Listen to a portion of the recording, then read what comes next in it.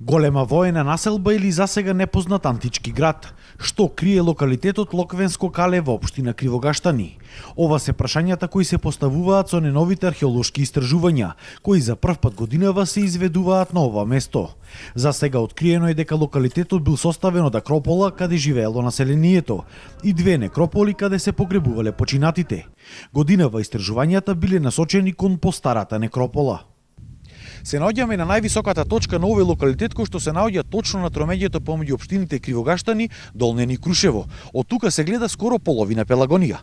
Поради значајната и стратешка позиција на ова место и наодите кои што се пронајдени во некрополата, се претпоставува дека станува збор за воена населба која што функционирала во тој период.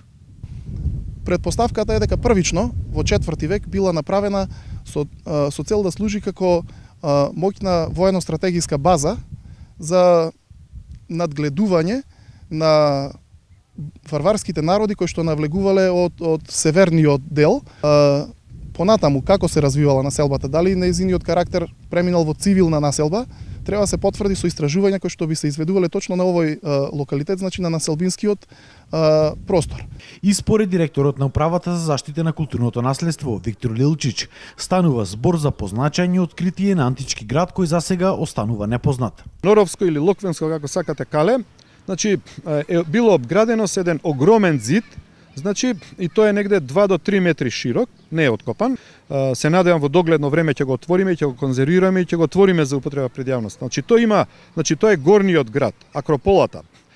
Таму се југозападно е долниот град, местото се вика Градиште и терасите сите биле населени. Ние денес се уште не знаеме кој е името на овој град, значи претпоставуваме можеби тоа бил античкиот град Писаион, што е спомнат во историските извори. Јас се надевам дека во некој среќен момент ќе излезе некој надпис епиграфски кај што ќе биде името напишано. Главно е она што го знаеме дека овој град бил оформен некаде во архајскиот период, значи па живеел се до освојувањето на римјаните, па и во римско време живеел. Наодите кои биле откриени во гробовите укажувале на тоа дека се работи за воени лица. За сега биле откопани 8 гробови. Во еден од нив се пронајдени монети со ликот на Александар Македонски, кои според првичните информации потекнувале од 4 век пред нашата ера. Според верувањата во антиката, овие монети биле поставувани во гробовите за да може покојникот со нив да го плати патот до светот на мртвите. Бидејќи тука станува збор за сребрена монета, се претпоставува дека во гробот бил погреба некој финансиски помоќен жител на оваа населба. Освен монетите, во гробовите биле откриени и други вредни предмети. Отворени се 130 на метри квадратни, се пронајде еден краток железен бодеж, се пронајде игла омега тип и се пронајде пиксида, сребрена пиксида со изработена во техника на филигран со златна жица.